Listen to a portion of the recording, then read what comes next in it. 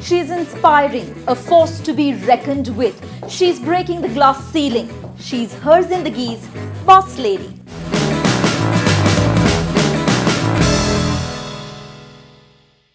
Well, we've booked an appointment with women business leaders who are driving success stories. Time is money here, and there is not a moment to lose. So come along.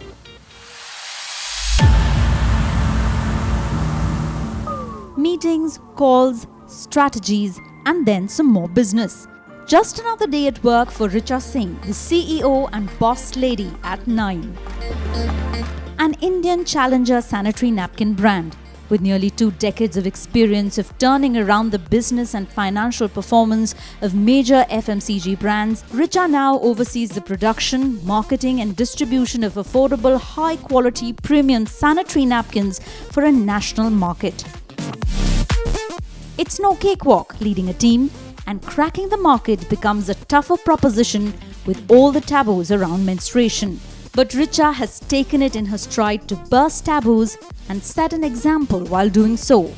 Richa is a team player and she knows how to balance carrot and stick.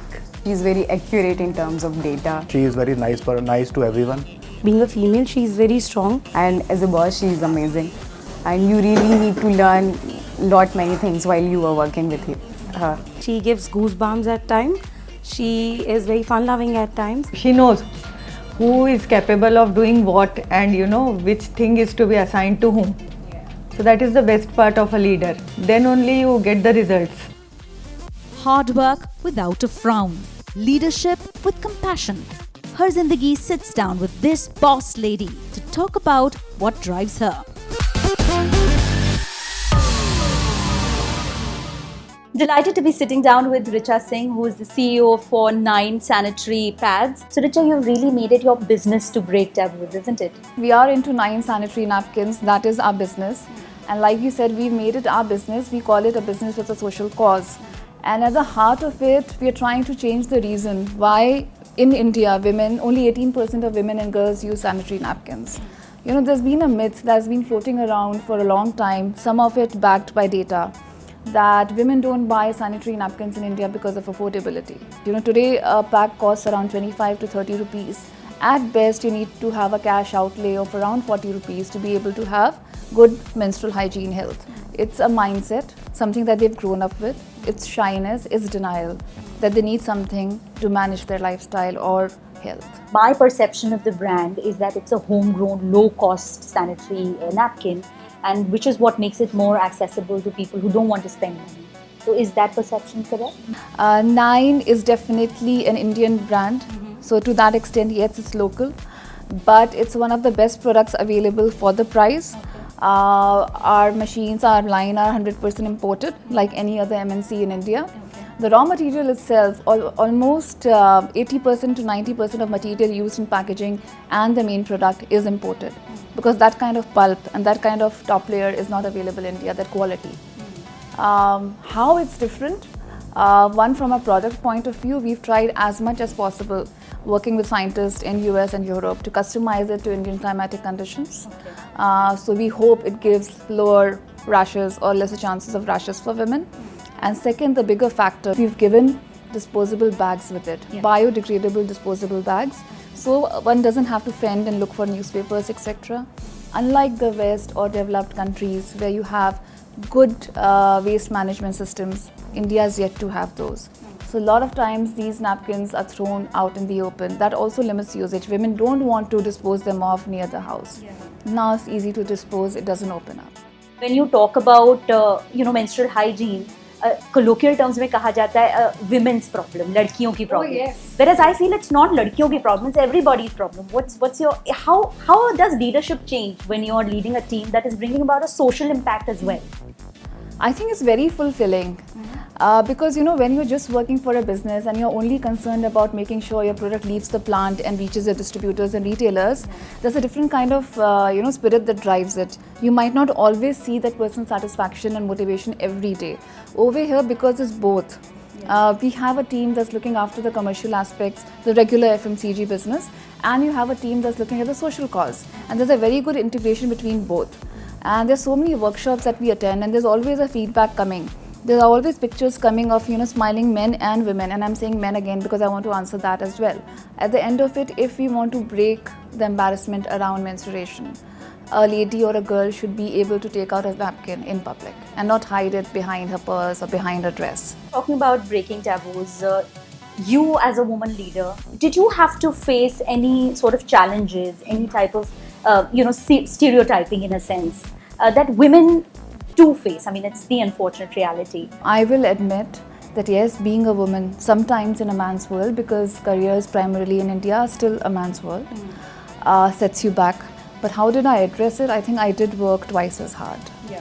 There were so many nights where I was in office sitting with the men in my team till 2 o'clock at night, even though I wasn't needed.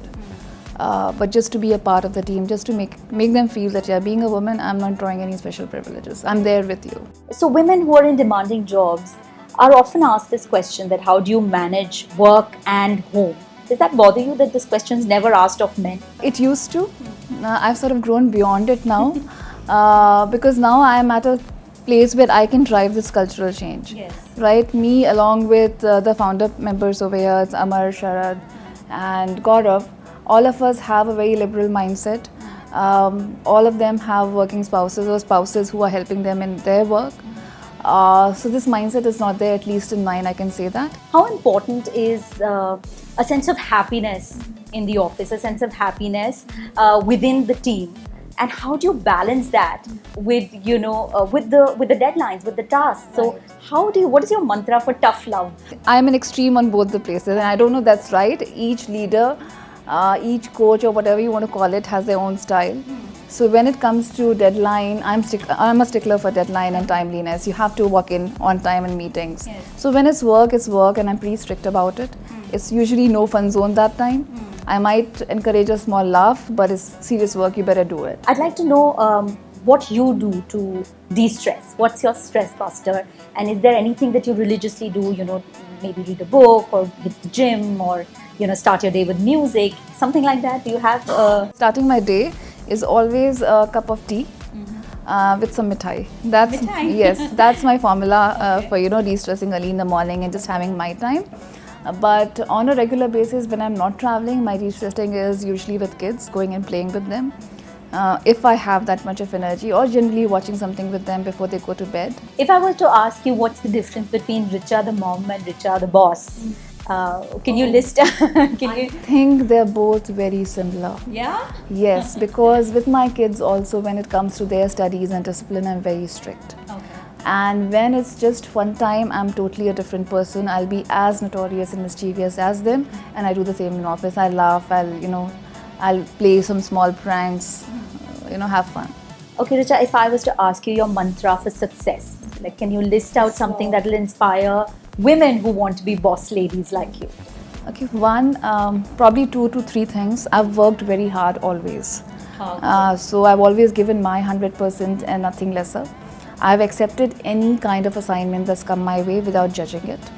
I've made sure I've at least delivered what was asked for before asking for any kind of change.